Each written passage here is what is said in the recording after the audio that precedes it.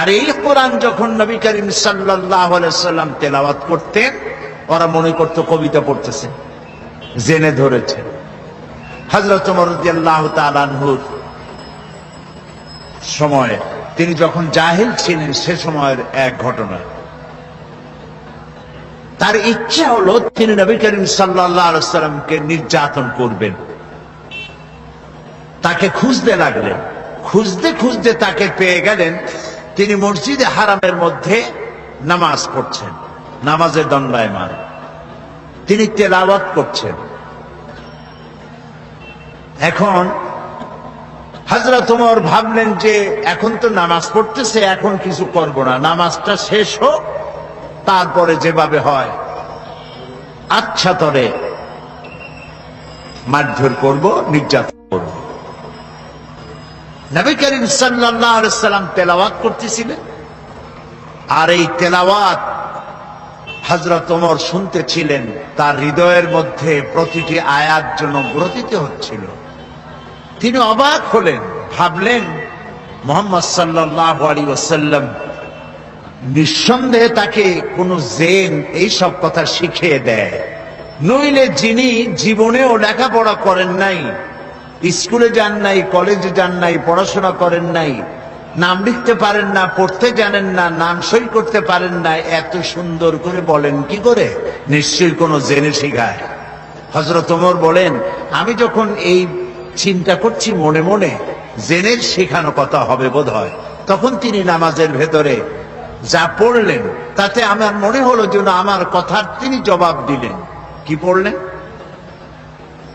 হযরত ওমর যখন এই চিন্তা করতেছিলেন, নবীজি তার তেলাওয়াতের মধ্যে এক পর্যায়ে তিনি তেলাওয়াত করলেন, ইন্নাহু লাকাউলু রাসূলিন কারীম। নিশ্চয়ই এক বার্তাবাহকের বর্ণনা, এক সম্মানিত বার্তাবাহকের বর্ণনা। হযরত ওমর চিন্তা করলেন, আমি যে মনে করেছিলাম জেনের কথা, এটা তো তারই জবাব হলো যেটা জেনের কথা নয়, এটা এক মহান বার্তাবাহকের বর্ণনা। তাহলে জেনের কথা যদি না হয়, তাহলে এটা তো ঠিক যে মুহাম্মদ সাল্লাল্লাহু আলাইহি ওয়াসাল্লাম ফাঁকে ফাঁকে, তলে তলে নিজে কোন ফাঁকে যেন কবি হয়ে গেছে, নইলে মিলায় মিলায় বলেন কি করে? হযরত ওমর বলেন, আমি যখন মনে মনে ভাবলাম নবীজি কবি হয়ে গেছেন, মুহাম্মদ সাল্লাল্লাহু আলাইহি ওয়াসাল্লাম কবি হয়ে গেছেন, তখন তিনি নামাজের ভেতরে যা তেলাওয়াত করলেন, আমি বুঝলাম আমার কথার জবাব পেয়ে গেছি। তিনি পড়লেন, ওয়ামা হুয়া বিকাউলি শাইরিন কালিলাম মা তুমিনুন। না না, এটা কোনো কবির কথা নয়, তোমরা খুব কমই বিশ্বাস স্থাপন করে থাকো। হযরত ওমর মনে মনে ভাবলেন, মনে করেছিলাম কবি, কিন্তু কবি না, গণক।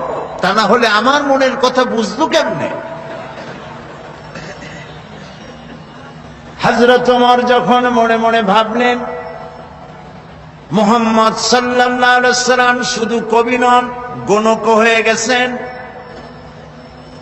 তিনি বলেন, এই চিন্তার সঙ্গে সঙ্গে তিনি পড়লেন, ওয়ালা বিকাউলি কাহিনিন কালিলাম মা তাযাক্কারুন।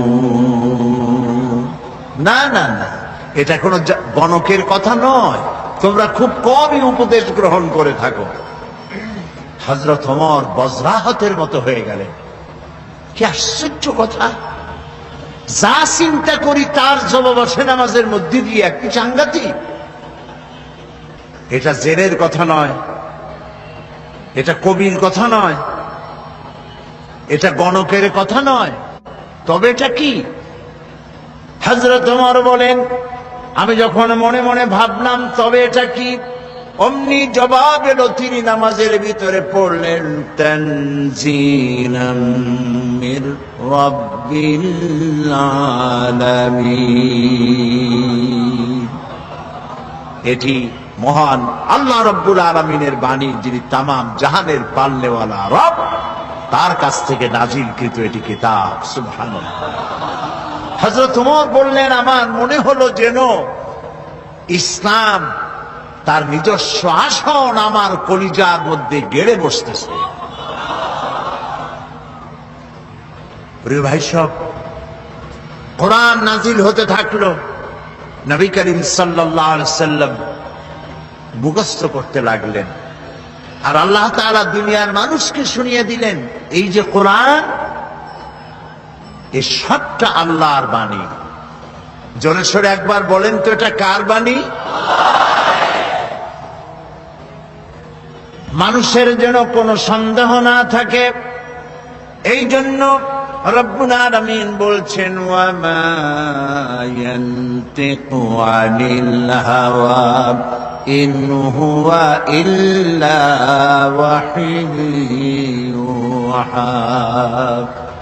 আমার নবী কোরআনের ব্যাপারে যা বলেন সব আমার নাজিলকৃত কথা, আমার ওহী তিনি বলেন, নিজের থেকে বানায়া তিনি কিছুই বলেন না। দুনিয়ার মানুষকে কোরআন সম্পর্কে রব্বুল আলামিন গ্যারান্টি দিলেন, ওয়ালাউ তাকাওয়ালা আলাইনা বা'দাল আকাওয়িল। আমার নবী যদি নিজের থেকে কোনো একটি কথা বানায়া আমার নামে কোরআনের ভিতরে যদি চালায় দিতেন, আমি আমার নবীর ডান হাতকে চেপে ধরতাম, আর আমার নবীর কণ্ঠ নালিকে আমি আল্লাহ কেটে ফেলে দিতাম। একটি কথাও তিনি নিজের থেকে এর মধ্যে ঢুকান নাই। এর মধ্যে যত কথা, সব কথাগুলি কার? সবাই বলুন, আল্লাহ তাআলার বাণী দিয়ে ভরা। আল্লাহ তাআলা বলছেন, এর উপর থেকে, এর নিচের থেকে, এর ডান দিক থেকে, এর বাম দিক থেকে শয়তানের, বাতিলের প্রবেশের কোনো অধিকার নাই। মানুষের যেন কোনো সন্দেহ না থাকে, এই জন্য রব্বুল আলামিন বলছেন, ওয়া মা ইয়ানতিকু আনিল হাওয়া ইন হুয়া ইল্লা ওয়াহয়ুহা। আমার নবী কোরআনের ব্যাপারে যা বলেন সব আমার নাজিলকৃত কথা, আমার ওহী তিনি বলেন, নিজের থেকে বানায়া তিনি কিছুই বলেন না। দুনিয়ার মানুষকে কোরআন সম্পর্কে রব্বুল আলামিন গ্যারান্টি দিলেন, ওয়ালাউ তাকাওয়ালা আলাইনা বা'দাল আকাওয়িল। আমার নবী যদি নিজের থেকে কোনো একটি কথা বানায়া আমার নামে কোরআনের ভিতরে যদি চালায় দিতেন, আমি আমার নবীর ডান হাতকে চেপে ধরতাম, আর আমার নবীর কণ্ঠ নালিকে আমি আল্লাহ কেটে ফেলে দিতাম। একটি কথাও তিনি নিজের থেকে এর মধ্যে ঢুকান নাই। এর মধ্যে যত কথা, সব কথাগুলি কার? সবাই বলুন, আল্লাহ তাআলার বাণী দিয়ে ভরা। আল্লাহ তাআলা বলছেন, এর উপর থেকে, এর নিচের থেকে, এর ডান দিক থেকে, এর বাম দিক থেকে শয়তানের, বাতিলের প্রবেশের কোনো অধিকার নাই। এটিকে হেফাজত করেছেন স্বয়ং আল্লাহ রাব্বুল আলামিন। কে হেফাজত করেছেন? আল্লাহ তাআলা নিজেই। এই জন্য কোরআন আল্লাহ নাজিল করেছেন।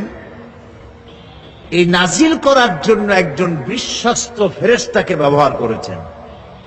সব ফেরেশতা আল্লাহর কাছে বিশ্বস্ত, যেহেতু ফেরেশতাদের এই মাজাল নাই, তাদের এই ক্ষমতাই নাই যে আল্লাহর হুকুমের বাইরে কোনো কাজ তারা করতে পারে।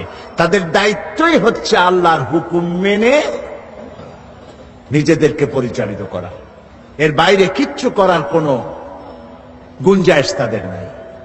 কিন্তু এই ফেরেশতাদের মধ্য থেকে একজন ফেরেশতাকে আল্লাহ বেছে নিলেন, যাকে আল্লাহ তাআলা বললেন শাদীদুল কুওয়া, যাকে বললেন রূহুল আমিন। আমরা তাকে কি নামে চিনি? মাশাআল্লাহ, আপনারা সবাই জানেন তার নাম হযরতে জিবরাইল আলাইহিস সালাম। তিনি হলেন আল্লাহ তাআলার জেনুইন অথেন্টিক স্পেশাল মেসেঞ্জার। সমস্ত নবীর কাছে এই ওহী পাঠাবার জন্য আল্লাহ তাকে ব্যবহার করেছেন। এই কোরআন সবটা হলো ওহী। এই কোরআনের মধ্যে সবটা কি? ওহী। এখন ওহী কি জিনিস সেটা আমাদেরকে বুঝতে হবে। ওহী শব্দের অর্থ হলো ইশারা করা, কোন জিনিসের ভাব উদ্রেক করে দেওয়া, মনের মধ্যে কোনো ভাবের উদ্রেক করে দেওয়া, ইশারা করে দেওয়া। এখন এই ওহী কয়েক প্রকার হয়ে থাকে। এই ওহীর কথা কোরআন শরীফে বলা হয়েছে মৌমাছির কাছেও আল্লাহ ওহী করেছেন, আবার মুসা আলাইহিস সালামের মায়ের কাছেও ওহী করেছেন। তো মৌমাছির কাছে যে ওহী আল্লাহ করেছেন সেখানে কি জিবরাইল এসেছিল? মুসা আলাইহিস সালামের মায়ের কাছে যখন ওহী করেছিলেন তখন কি জিবরাইল এসেছিলেন? ওই ওহী কি ধরনের? আর নবীদের কাছে যখন ওহী হয় সেই ওহী বা কি ধরনের? আসুন কোরআন থেকেই জানি। মৌমাছি সম্পর্কে আল্লাহ তাআলা বলেন, ওয়াআউহা রাব্বুকা ইলান নাহলি আনিত্তাখিযী মিনাল জিবালি বুয়ুতা। তোমার রব মধুমক্ষিকাকে ওহী করে যে পাহাড়ে, বিল্ডিং এ, গাছে বাসা বানাও, ঘর বানাও, মৌচাক বানাও। এই যে ওহী করলেন, এখানে জিবরাইল আসে নাই। বিষয়টা হলো মৌমাছির মনের মধ্যে, মৌমাছির মন আছে কিনা? মন আছে কিনা? প্রত্যেক প্রাণীরই মন আছে। ওর মনের মধ্যে, ওর চিন্তার মধ্যে ভাবের উদ্রেক করে দিয়েছেন আল্লাহ তাআলা। সেই ভাবের উদ্রেকেই সে গাছে মৌচাক বেঁধেছে, বিল্ডিং এর কার্নিশে বেঁধেছে, আবার পাহাড়েও এই মৌচাক বেঁধেছে। এটা হলো এইরকম। এই ওহীর অর্থ হচ্ছে ইশারা করে দেওয়া, ভাবের উদ্রেক করে দেওয়া। আবার মুসা আলাইহিস সালামের মা সম্পর্কে আল্লাহ তাআলা বলছেন, ইযা আওহাইনা ইলা উম্মিকা মা ইউহা। মুসা আলাইহিস সালামকে বলছেন, স্মরণ করো সেই সময়ের কথা যখন তোমার মাকে ওহী করা হয়েছিল। সেটা হলো ফেরাউন বলেছিল যে আমার এই দেশে যত নারীরা গর্ভবতী হবে পাহারা লাগাও, এদের মধ্যে যে সমস্ত কন্যা সন্তান প্রসব করবে তাদেরকে বাঁচিয়ে রাখো, আর যত পুত্র সন্তান হবে সবগুলিকে মেরে ফেলো, যাতে মুসা আলাইহিস সালাম আসতে না পারে। কিন্তু এইখানে কার কথা উঁচায় থাকলো? ফেরাউনের কথা না আল্লাহর কথা? কালেমাতুল্লাহি হিয়াল উলিয়া। এখন আল্লাহ তো মুসা পাঠাবেন, ফেরাউন মুসা আসতে দেবে না। ইচ্ছা পূরণ হবে কার? এই 4-5 জন কইলে হয় নাকি? জোরে জোরে কন না, কার? আল্লাহ তাআলার ইচ্ছা পূরণ হবে। মুসা আলাইহিস সালামের মায়ের পেটে মুসা আলাইহিস সালাম এলেন। আল্লাহ তাআলা বলছেন আমি তাকে ওহী করলাম। তার মানে হলো যখন মুসাকে তিনি প্রসব করবেন, মুসা আলাইহিস সালামকে, তখন মুসা আলাইহিস সালামের মায়ের মনের মধ্যে ভাবের উদ্রেক করে দিলেন আল্লাহ তাআলা এভাবে, সন্তান প্রসব করেই তাকে একটি বাক্সের ভিতরে আটকাইয়া নদীর ভিতরে ছেড়ে দাও। এখানে জিবরাইল আলাইহিস সালাম আসেন। সুতরাং এই সব ব্যাপারে যত ওহীর কথা হয় বুঝতে হবে ভাবের উদ্রেক করে দেওয়া, ইশারা করা। কিন্তু এই ওহী যখন কোন নবীর প্রতি ওহী করা হয়, বলা হয়, তখন বুঝতে হবে সেখানে এসেছিলেন কে? জিবরাইল আলাইহিস সালাম। এই কথাটি আল্লাহ তাআলা কোরআনে কারীমের মধ্যে বলছেন, ইন্না আওহাইনা ইলাইকা কামা আওহাইনা ইলা নূহিন ওয়ান নাবিয়্যিনা মিন বা'দি, নিশ্চয়ই আমি আপনার প্রতি ওহী নাজিল করেছি, এবং এই ওহী শুধু আপনাকে দিয়ে শুরু করি নাই, এই ওহী নাজিল করেছি আপনার প্রতি যেমন করে নাজিল করেছিলাম নূহ আলাইহিস সালামের প্রতি এবং তার পরবর্তী সমস্ত নবীদের উপরে। ওয়া আওহাইনা ইলা ইব্রাহিমা ওয়া ইসমাঈলা ওয়া ইসহাকা ওয়া ইয়াকুবা ওয়াল আসবাত, এবং এইভাবে করে ইব্রাহিম, ইসমাঈল, ইসহাক, ইয়াকুব আলাইহিমুস সালাম এবং তার আওলাদদের প্রতি যত নবী হয়েছে প্রত্যেক নবীর কাছে আমি ওহী পাঠাইছি জিবরাইলের মাধ্যমে। আচ্ছা, জিবরাইলকে না দিয়া আল্লাহ তাআলা নিজে বললে অসুবিধা কি হইতো? প্রশ্ন উঠতে পারে, সে প্রশ্নের জবাব আল্লাহ দিচ্ছেন। وَمَا كَانَ لِبَشَرٍ أَن يُكَلِّمَهُ اللَّهُ إِلَّا وَحْيًا أَوْ مِنْ وَرَاءِ حِجَابٍ أَوْ يُرْسِلَ رَسُولًا فَيُوحِي بِإِذْنِهِ مَا يَشَاءُ। আল্লাহ তাআলা বলেন, এটা কখনোই সম্ভব নয় যে আল্লাহ রাব্বুল আলামিন কোন মানুষের মুখোমুখি হয়ে, কোন মানুষের সামনাসামনি হয়ে তিনি কথা বলবেন। এটা আদৌ সম্ভব নয়। আল্লাহ তাআলা কোন মানুষের সামনাসামনি কথা বলবেন, এটা আদৌ সম্ভব নয়। কারণ আল্লাহ তাআলা বলেছেন, লা তুদরিকুহুল আবসার, কোন দৃষ্টি শক্তি আমাকে তার দৃষ্টির সীমার ভেতরে পরিব্যাপ্ত করতে পারবে না। সুবহানাল্লাহ কইতে ইচ্ছা করে না? মূসা আলাইহিস সালাম বলেছিলেন, রব্বি আরিনি, হে আল্লাহ আমি তোমারে দেখতে চাই। আল্লাহ তাআলা সাফ একটি জবাব দিয়েছেন, লান তারানি, কখনো দেখতে পারবে না। মূসা আলাইহিস সালাম খুব আদুরে নবী ছিলেন, বেশি আদরের ছিলেন। তিনি যখন বেশি বেশি দেখতে চাইলেন, আল্লাহ তাআলা বললেন, তাহলে একটু পরীক্ষা হোক, টেস্ট হোক, দেখতে পারবা কিনা তার একটা টেস্ট হতে হবে। আল্লাহ তাআলা তার সম্মুখ থেকে ৭০,০০০ পর্দা ভেতর দিয়ে সামান্য নূরের তাজাল্লি নিক্ষেপ করলেন পাহাড়ের প্রতি। ডাইরেক্ট তিনি তো দেখতে পারবেনই না, পাহাড়ের উপরে নূর ফেলেছেন, সেই নূরকে তিনি বরদাস্ত করতে পারেন নাই। মূসা আলাইহিস সালাম বেহুশ হয়ে জমিনে পড়ে গিয়েছেন।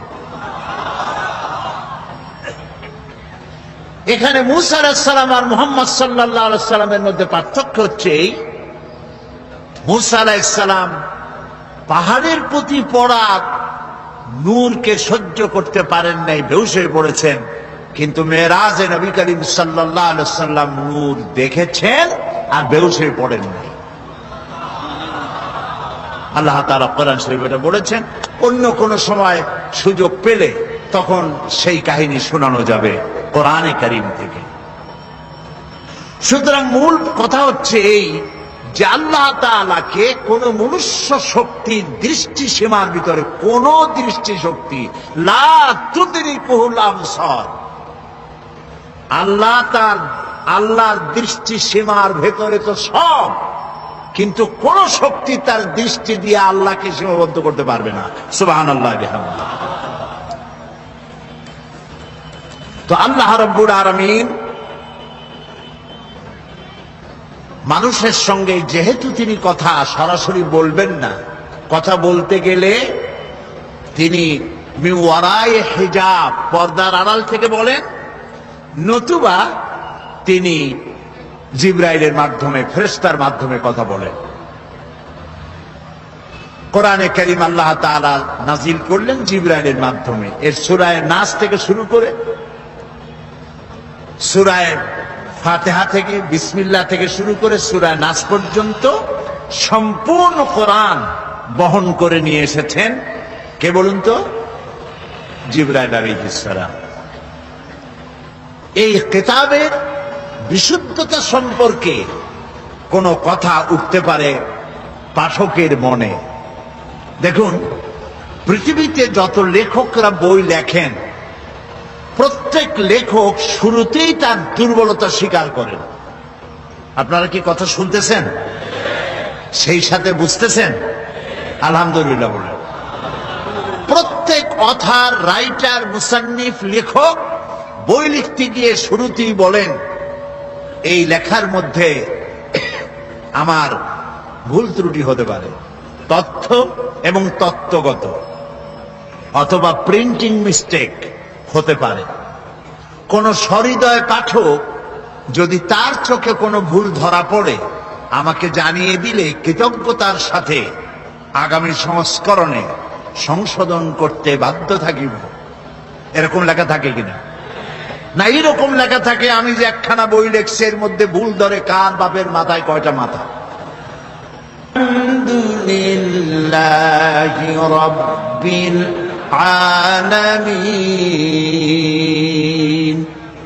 সমস্ত প্রশংসা, যাবতীয় প্রশংসা আল্লাহ রাব্বুল আলামিনের, যিনি কিতাব নাজিল করেছেন। সুবহানাল্লাহ। আর এক কথা উল্টান, যেখান থেকে শুরু করবেন ওইখানেই দেখেন বিশুদ্ধতার গ্যারান্টি। যালিকাল কিতাবু লা রাইবা ফি। এটা হচ্ছে সেই কিতাব যে কিতাবের ভিতরে সন্দেহের কোনো অবকাশ নাই, বিন্দু মাত্র সন্দেহ নাই। লা রাইবা ফি, এর মধ্যে কোনো সন্দেহ নাই, ভুল নাই, ত্রুটি নাই, বিচ্যুতি নাই। চ্যালেঞ্জ। আল্লাহ রাব্বুল আলামিন বিশ্ববাসীকে চ্যালেঞ্জ করলেন, আম ইয়াকুলুনা ইফতারাহু কুল ফাআতু বিসূরাতিন মিথলিহি وادعوا من استطعتم من دون الله। এরা কি দাবি করে যে কোরআন আপনার বানানো? যদি এই ধরনের দাবি তারা করে, তাহলে তাদের পক্ষে যদি সম্ভব হয় তাহলে কোরআনের মতো করে কোরআন তারা বানাক। যদি তারা সত্যবাদী হয়, কোরআনের সূরার মতো করে সূরা তারা বানায় নিয়ে আসে। মহান আল্লাহ রাব্বুল আলামিন আরো চ্যালেঞ্জ করলেন, কুল লাইন ইজতামাআতিল ইনসু ওয়াল জিন্নু আইয়াতু বিমিসলি হাদাল কুরআন লা ইয়াতুনা বিমিসলিহি ولو كان بعضهم لبعض ظهيرا قل لئن اجتمعت الإنس والجن।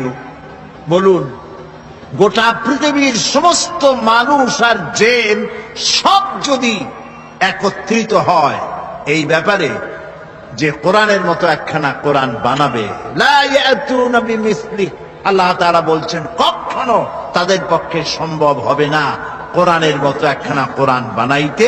ওয়ালাউ কানা বা'দুহুম লিবা'দিন যাহিরা, যদি তারা পরস্পরকে সাহায্য সহযোগিতা জেনেরা যদি মানুষেরা করে, মানুষেরা যদি জেনেরা করে, কিয়ামত পর্যন্ত যদি প্রচেষ্টা চালায় কোরআনের মতো একখানা কিতাব বানাইতে পারবে। এটা কি সোজা চ্যালেঞ্জ না কঠিন চ্যালেঞ্জ? এই কঠিন চ্যালেঞ্জের মোকাবেলা কেউ কি করতে পেরেছে? আল্লাহ রাব্বুল আলামিন একটি সূরা অথবা 10টি সূরা অথবা কোরআনের মতো কোরআন বানাবার চ্যালেঞ্জ করে সর্বশেষ আরো একটি চ্যালেঞ্জ করলেন, ইন কুনতুম ফি রাইবিম মিম্মা নাযালনা আলা আবদিনা ফি রাইবিম মিম্মা নাযালনা আলা আবদিনা, আমার বান্দার উপর যে কিতাব নাজিল করেছি যদি তোমাদের সন্দেহ হয় যেটা বান্দার বানানো, মানুষের বানানো, ফাতু বিসূরাতিন, তাহলে কোরআন শরীফের ছোট্ট একটি সূরার মতো সূরা বানাও। চ্যালেঞ্জের ধরনটা দেখুন। আল্লাহ তাআলা বললেন না যদি পারো সূরা বাকারার মতো একটা সূরা বানাও, সূরা আনআমের মতো, মায়েদার মতো, আরাফের মতো একটা সূরা বানাও না। ফাতু বিসূরাতিন, ক্ষুদ্র কনিষ্ঠ যে সূরাটি আছে কোরআন শরীফের ওই রকম একটি সূরা পারলে বানাও, এবং আল্লাহ বাদে যত সাহায্যকারী আছে তাদের সাহায্য গ্রহণ করো। আজ পর্যন্ত এই চ্যালেঞ্জের মোকাবেলা কেউ করতে বলেন পারে না। আল্লাহকে তো মানুষ অস্বীকার করে, করে না অস্বীকার? বলে না যে আল্লাহ নাই, দেয়ার ইজ নো গড বলে না, স্রষ্টা বলতে কেউ নাই বলে না। এরকম পাগল ছাগল দুনিয়ায় আছে যারা বলে স্রষ্টা বলতে কেউ নাই বলে, কিন্তু এ কথা কেউ বলে না যে কোরআন শরীফ এটা মানুষের বানানো, এটা বলে না কেউ। আপনারা শুনছেন নাকি কেউ বলেছে কোরআন মানুষের বানানো? বলে না। কেন বলে না? কারণ হলো এরা জাতে মাতাল হলেও তালে ঠিক আছে। ওদের চিন্তা যে যদি বলি এটা মানুষের বানানো তাহলে যারা শুনবে তারা এসে পাড়ায় ধরবে, বলবে বেটা তুইও তো মানুষ, পারলে বানা কোরআন শরীফ একটু দেখা। মুসাইলামায়ে কাযযাব নবুয়তের দাবি করলো আর তাকে চেপে ধরলো উম্মতেরা। উম্মত তো কিছু পাইয়েই গেছিল, তাকে চেপে ধরা হলো যে নবী হইলেন তাই এতদিন নবী হয়েছেন, একটা সূরা আমরা পাইলাম না। এটা কেমন কথা? মুহাম্মদ সাল্লাল্লাহু আলাইহি সাল্লামের উপরে এত সূরা আসে নিয়ে কুলাইতে পারেন আর আপনি একটাও দিতে পারলেন না। সে কয় যে দেখো আমি কেবল না নবী হইলাম, জিবরাইল একটু আসবে তো আসতে দাও। তো ধীরে ধীরে একদিন বলল যে হ্যাঁ আমার কাছে এবার একটা সূরা দিয়ে গেছে, গভীর রাত্রে জিবরাইল আসছিল, সূরাটা দিয়ে গেছে। কি সূরা? কয় যে ভালো সূরা। তো শুনান আমাদেরকে। সবাই আগ্রহ নিয়ে বসে আছে কি একখান সূরা শুনাইবে। তো শুনাইলো ইন্না আ'তাইনাকাল হাক ফাসাল্লি লিরাব্বিকা ওয়াজআক ইন্না শানিয়াকা হুয়াল আবলাহ। উম্মতেরা কয় কি সাংঘাতিক সূরায় পড়লে তো কাইসে মরে যাব। আরে ওর অর্থ কত বেকায়দা, এটা কোনো অর্থ হইল? ইন্না আ'তাইনাকাল হাক, আমি তোমাকে হুতুম পেঁচা দান করছি। নবীও যে কায়দার, পাখিও সেই কায়দার। ফাসাল্লি লিরাব্বিকা ওয়াজআক, অতএব তুমি তোমার রবের উদ্দেশ্যে চিৎকার মারো। ইন্না শানিয়াকা হুয়াল আবলাহ, কারণ তোমার শত্রুরা হবে সাদা এবং কালো রঙের। পৃথিবী সূর্য তো পশ্চিম দিক থেকে উদয় হবে, কিন্তু কোরআন শরীফের মতো একটি সূরা তো দূরের কথা, একটি ছোট্ট সূরাও কেউ তৈরি করতে পারবে না। এবার জোরে সোরে বলেন সুবহানাল্লাহ। এটার নাম হচ্ছে কোরআন শরীফ। এটার নাম কি? কোরআন শরীফ।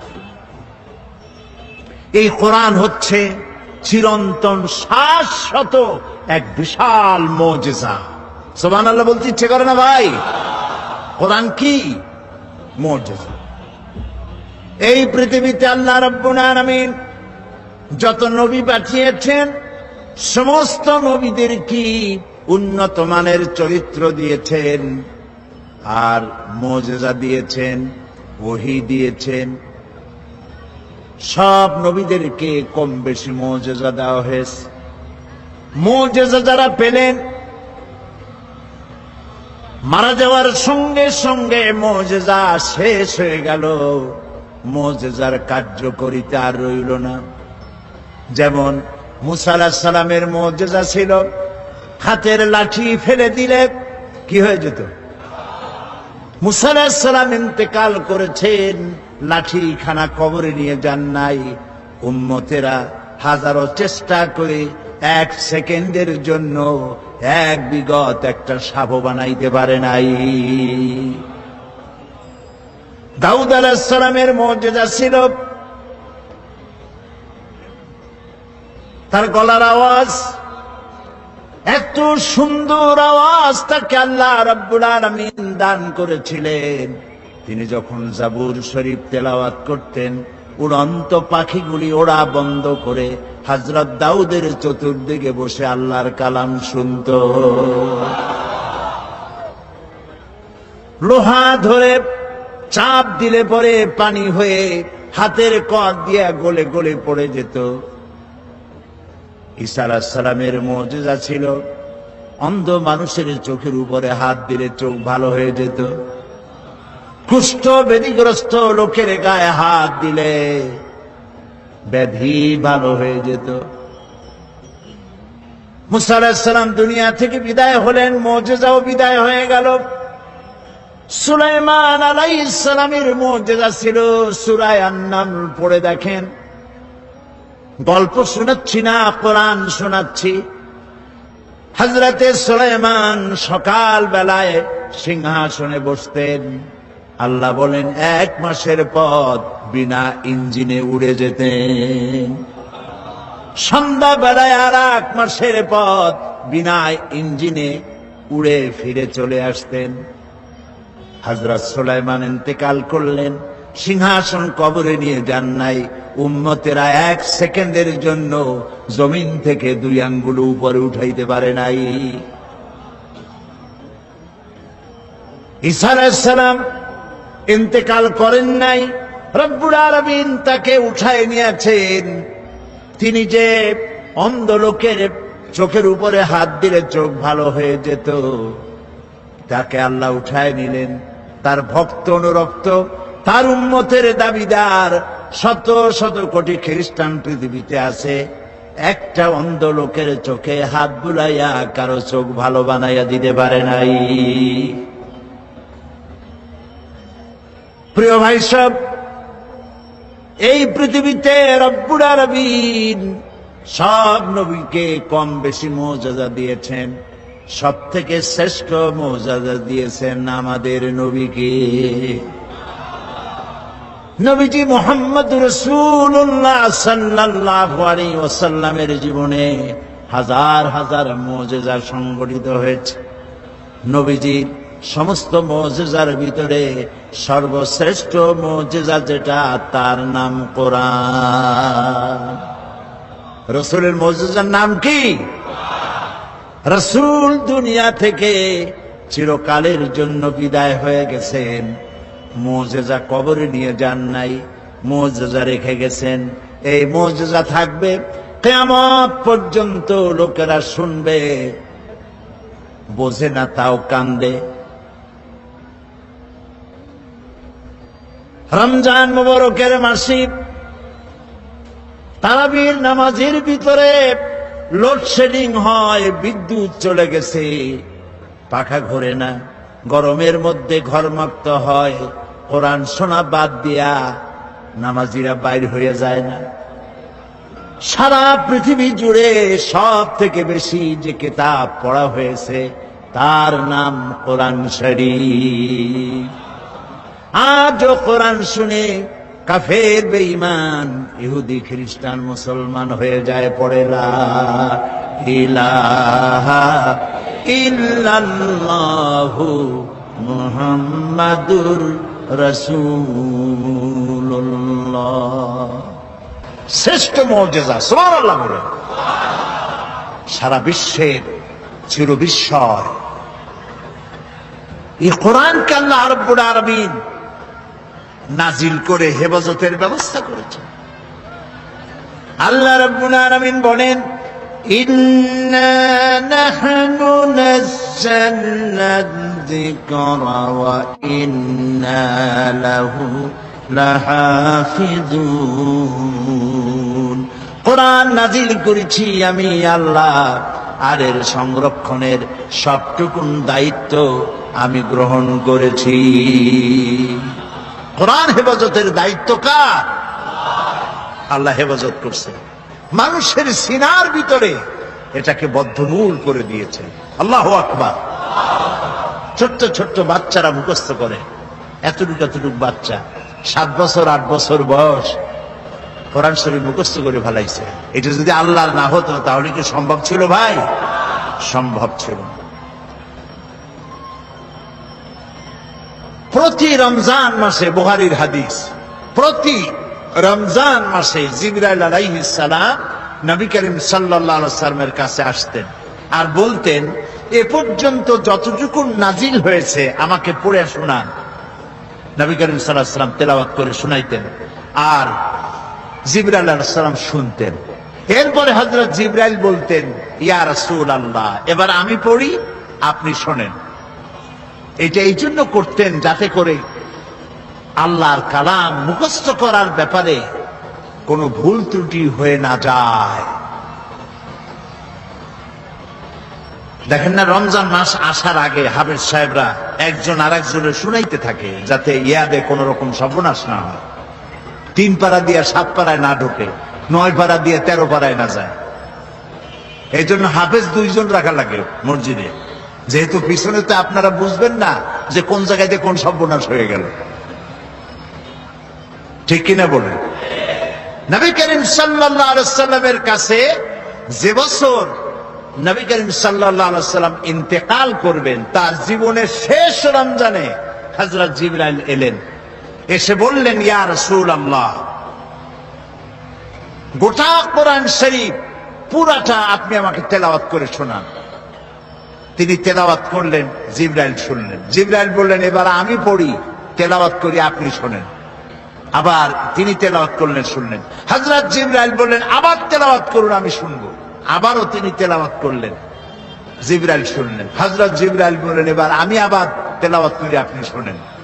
নবী করিম সাল্লাল্লাহু আলাইহি ওয়াসাল্লামের ইন্তেকালের বছর শেষ রমজানে হযরত জিবরাইল 2 বার শুনাইছেন এবং হযরতে রাসূল 2 বার হযরতে জিবরাইলকে শুনিয়েছেন। কোরআনের অথেন্টিসিটির ব্যাপারে, এর বিশুদ্ধতার ব্যাপারে গোটা পৃথিবী নির্বাক, হতবাক, বিস্ময় হতবাক হয়ে গিয়েছে। কোরআনের মতো বিশুদ্ধ গ্রন্থ আল্লাহর আরশের নিচে জমিনের উপরে দ্বিতীয় আরেকটি নয়।